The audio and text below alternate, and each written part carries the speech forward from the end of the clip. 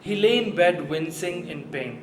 His upper body was bare, while his lower body was covered with a white cloth. I looked at him and I realized that he was in extreme pain. His mother was behind him, holding up his body weight. I mustered up all the guts that I had and went to have a word with her. As I made my way towards her, her hand accidentally slipped and the white cloth parted. Instead of a leg, what I saw was a stump. His legs had been completely sawn off. I asked the mother what had happened to him, and she told me he had fallen from a construction site and they had to operate on him more than 5 times. He was paralyzed completely for the past 4 months, and the mother was taking care of him. She had to clothe him, she had to feed him, she had to give him bath.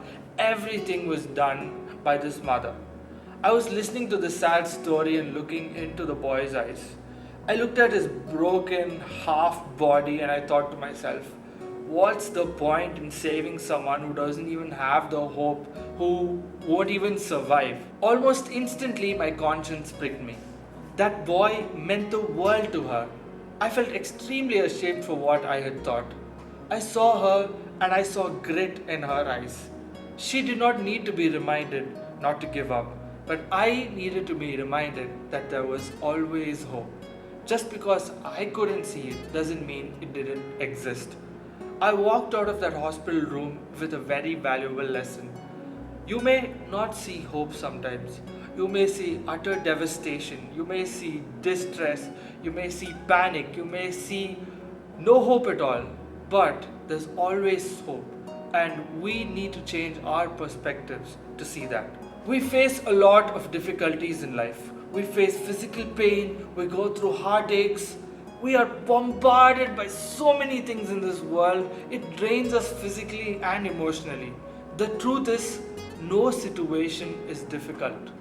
There's a Bible verse that says God knows our limits and He doesn't test us beyond that. Sometimes God allows problems to come into our lives, maybe to teach us a lesson. The truth is, He knows our limits. He knows how much you and I can bear. If that is the truth, we can conquer all the problems that we have in our life. The secret is having God on your side. In the story, that mother saw hope. Even in that hopeless state of that boy, that mother saw hope. We have hope in Christ Jesus. God looks down at us and He sees hope in us. We may be like that paralyzed boy. We may be someone who has no hope. But God sees hope in us. And I'd like to ask you another question. Are you seeing hope in other people? Are you replicating what that mother did? Because sometimes we very easily get carried away by what we see.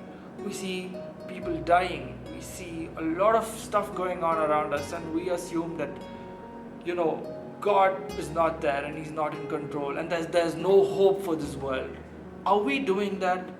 If you and I, it stings for me as well.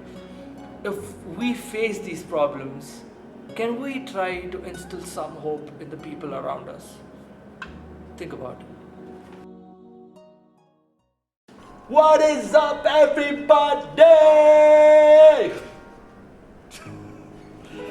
It's been a while since I made my last video. Thank you so much for watching this video and stay tuned for more.